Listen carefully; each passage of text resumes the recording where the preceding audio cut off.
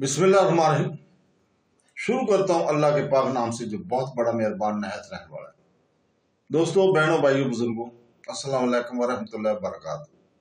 तारीख इस्लाम में हजरत खालिद बिन वलीद की किस्त नंबर 120 में हम आपको खुशामदीद कहते हैं और जहां कल हम रुके थे वहीं से शुरू करते हैं।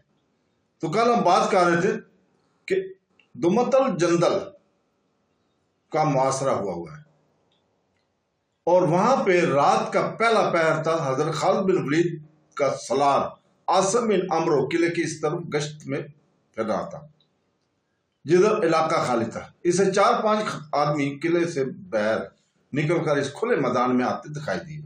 वो साए से लगते थे। आसिम बिन अमरो के साथ चंद एक मुहाफिज थे। इन्हें आसिम ने कहा कि इन आदमियों को घेरे में लेकर रोक लें। मुहाफिजों को मालूम था कि किस तरह बिखर कर घेरा डाला जाता है।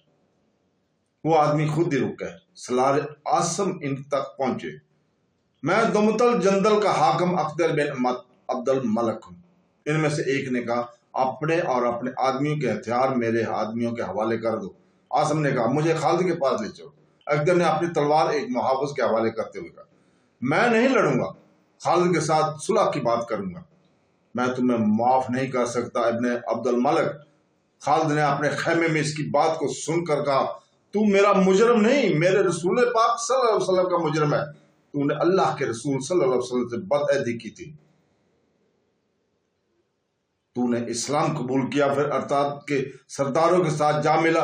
अकबर ने अपनी सफाई में बहुत कुछ कहा, बहुत कुछ पेश किया। ईसाई कबीलों से ला तल्लुक हो जाने का ऐद किया। अगर ये लड़ाई मेरी और तेरी होती, ये दुश्मनी मेरी और तेरी होती, तो तुझे बख्श देने से कोई ना रोक सकता था। खालिद बिन वलीद, हजरत खालिद बिन वलीद ने कहा, मगर तू मेरे रसूल सल्लल्लाहु अलैहि वसल्लम का, मेरे मजहब का दुश्मन था। खुदा की कसम, मैं तुझे बख्श नहीं सकता, तुझे जिंदा रहने का कोई हक नहीं दे सकता। हजरत खालिद बिन वलीद ने हुक्म दिया, ले जाओ इसे, कल का सूरज इसे जिंदा ना देखे। रात को ही अख्तर बिन अब्दुल मलक का सर कलम कर दिया गया था। सुबह तुलू होते ही हजरत खालिद बिन वलीद ने अय्याज बिन गनम को बुलाया और इसे बताया कि अब वो अपनी सभा का खुद मुख्तार सलार नहीं। इस हुक्म के साथ ही हजरत खालिद बिन वलीद ने अय्याज की सिपा अपनी कमाल में ले ली। अब लड़ाई किले के बाहर होगी।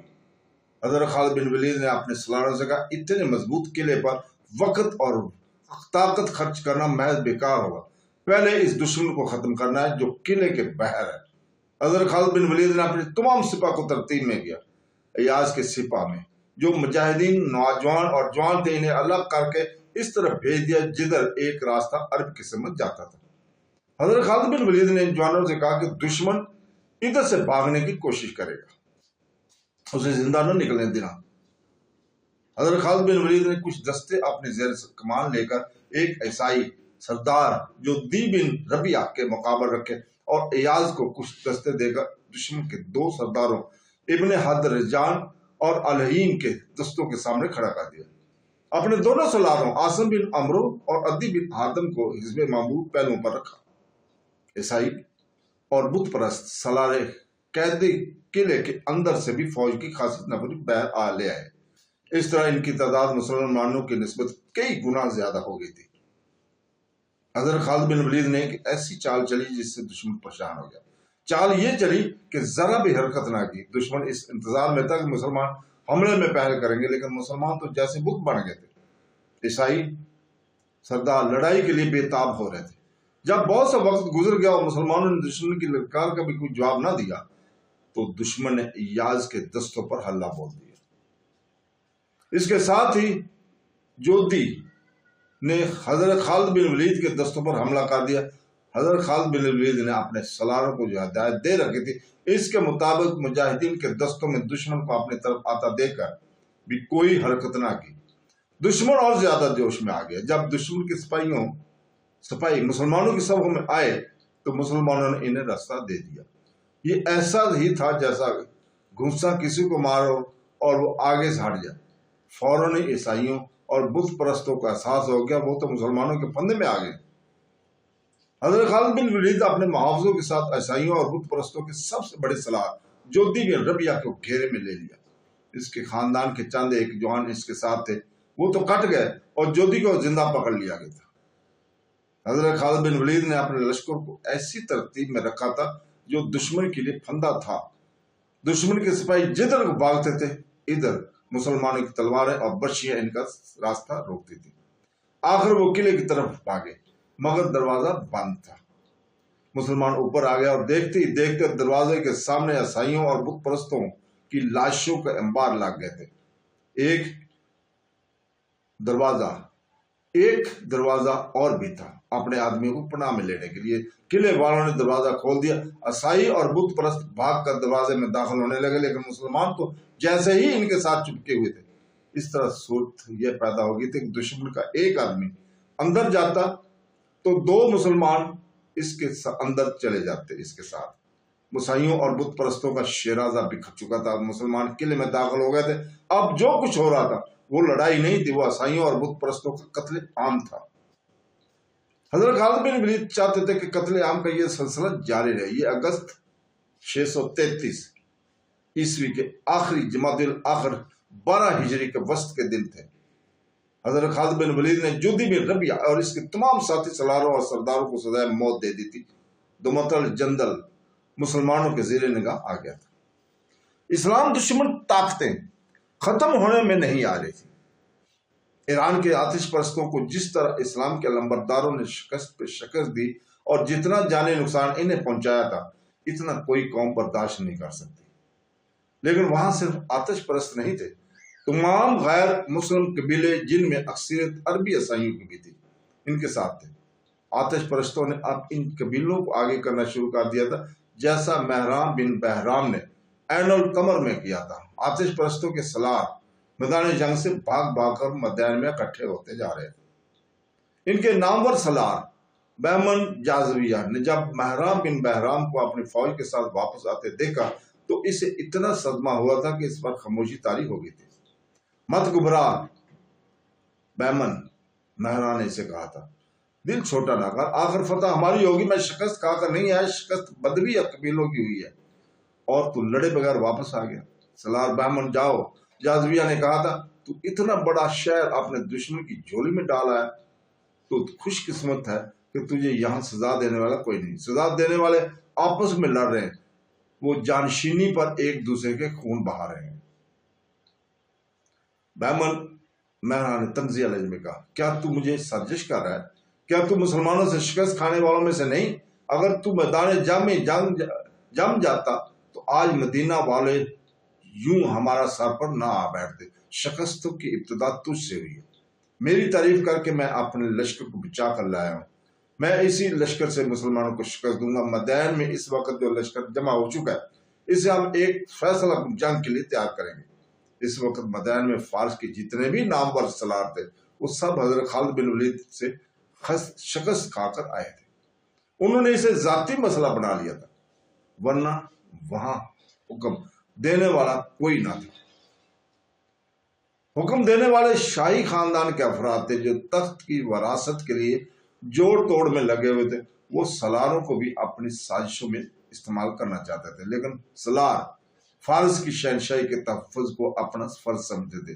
یہ چند ایک سالار ہی تھے جنہوں نے مدائن کا بھرم رکھا ہوا تھا، ورنہ کثرت کی بنیادیں تو ہل چکی تھیں اور یہ عمارت زمین بوس ہوا میں چاہتی تھی، ہوا ہی چاہتی تھی۔ اس وقت حضرت خالد بن ولید مدائن سے کم بیش 400 میل دور دمتل جندل میں تھے۔ آتش پرستوں اور عیسائیوں کو ابھی معلوم نہ تھا کہ وہ سمجھتے تھے کہ حضرت خالد بن ولید عین القمر میں موجود ہے۔ حضرت خالد بن ولید کو دراصل ہیرا واپس آنا تھا۔ ایک تو وہ مفتوحہ علاقوں کے انتظامات وغیرہ کو بہتر بنانا چاہتے تھے، وہ دوسرے یہ کہ فوج کو کچھ آرام دینا چاہتے تھے، اور تیسرا کام یہ تھا کہ فوج کو اثر نو نظم کرنا تھا۔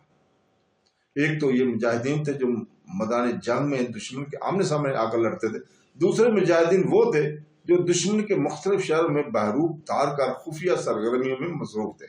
وہ جاسوس تھے، وہ ہر لمحہ جان کی خطرے میں رکھتے تھے۔ وہ دشمن کی نقل و حرکت اور عزائم معلوم کرتے اور پیچھے اطلاع بھجواتے تھے یا خود اطلاع لے کر آتے تھے۔ تاریخ میں ان میں سے کسی کا بھی نام نہیں ہے، 2-4 سے دنیا واقف ہے، گمنام نہ جانے کتنے ہیں۔ ان میں بعض پکڑ لیے گئے تھے اور دشمن کے جلادوں کے حوالے ہوئے۔ ان جاسوسوں کی بروقت اطلاعوں پر حضرت خالد بن ولید کئی بار دشمن کے اچانک حملے اور شکست سے بچے۔ حضرت خالد بن ولید جب دمتر جنگل میں تھے تو مفتوحہ علاقوں کے لیے ایک خطرناک صورتحال پیدا ہو گئی تھی۔ مدائن پر کثرے کی شکست اور زوال کی سیاہ کالی گٹائیں چھائی ہوئی تھیں۔ لوگوں پر خوف ہراس طاری ہو گیا تھا اور کثرہ کی اس تلوار پر زنگ لگ چکا تھا جس کا خوف بڑی دور تک پہنچا ہوا تھا، مگر 2-4 سلار تھے اس ڈوبتی کشتی کو طوفان سے نکال لے جانے کی کوششوں میں مصروف تھے۔ ابھی تک ہوا تھا مگر وہ 2-4 سلار تھے اس ڈوبتی کشتی کو جو طوفان سے نکالنے کی کوشش کر رہے تھے۔ ان حالات میں ایک گھوڑا مدائن میں داخل ہوا اور بہمن جازویہ تک پہنچا، اور کیا بری خبر رہ گئی تھی جو لایا ہے۔ بہمن نے پوچھا، کہاں سے آیا؟ کیا مسلمانوں کا لشکر مدائن کی طرف آ رہا ہے؟ نہیں، اس آدمی نے کہا، مسلمانوں کا لشکر چلا گیا ہے۔ چلا گیا؟ بہمن جازوی نے تنزیہ لہجے میں پوچھا۔ تو ان لشکروں میں سے کون معلوم ہوتا ہے جنہیں مسلمانوں کی دہشت نے پاگل پن تک پہنچا دیا ہے؟ کیا تو نہیں جانتا کہ تیرے جرم کی سزا موت ہے؟ یہ آدمی گھوڑے سے اتر چکا تھا۔ اس کی اطلاع پر بہمن جازویہ باہر آ گیا تھا۔ اس نے اس آدمی کو اندر لے جا کر عزت سے بٹھانے کی قابل نہیں سمجھا تھا۔ سزائے موت کا نام سنتے اس آدمی نے گھوڑے کی باغ چھوڑ دیا اور تیزی سے آگے ہو کر سلار بہمن جازویہ کے قدموں میں بیٹھ گیا۔ میں عین التمر سے آیا ہوں، اس نے گھبرائی متلجی آواز میں کہا۔ بے شک میں شکست کھانے والوں میں سے ہوں، لیکن ان میں سے بھی ہوں جو شکست کو فتح میں بدلنا چاہتے ہیں۔ پہلے وہ بات سن لیں جو میں بتانے آیا ہوں، پھر میرا سر کاٹ دینا، لیکن میری بات کو ٹالو گے تو یہ نہ بھولنا کہ تم میں سے کسی کا بھی سر مسلمانوں کے ہاتھوں سلامت رہے۔ بول، جلدی بول، بہمن نے کہا۔ کیا بات ہے جو مجھے اتنی دور سے سنانے آیا؟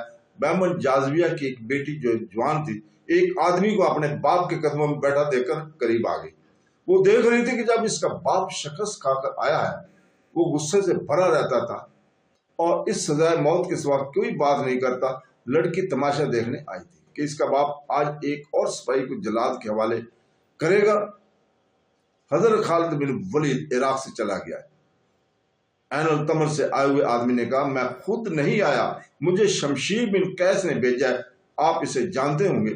مسلمانوں کے سلار خالد نے عین التمر پر قبضہ کر کے وہیں کے سرکردہ افراد کو عمال مقرر کر دیا ہے۔ اس کا اور باقی سب حملہ آور مسلمانوں کا سلوک مقامی لوگوں کے ساتھ اتنا اچھا ہے کہ سب ان کے وفادار ہو گئے، لیکن کچھ لوگ ایسے ہیں جو اس موقع کی تلاش میں ہیں کہ مسلمانوں کو نقصان پہنچائے۔ میں خود دیکھ رہا تھا کہ مسلمانوں کو فوج اچانک عین التمر سے نکل گئی ہے، زرتشت کی قسم۔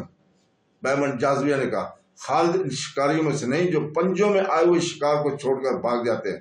کیا اس کی ساری فوج ہمارے علاقے سے نکل گئی ہے؟ تو دوستو، اس کے ساتھ ہی ہم اجازت چاہتے ہیں، کل انشاءاللہ تعالی اس سے آگے بیان کریں گے۔ اللہ حافظ۔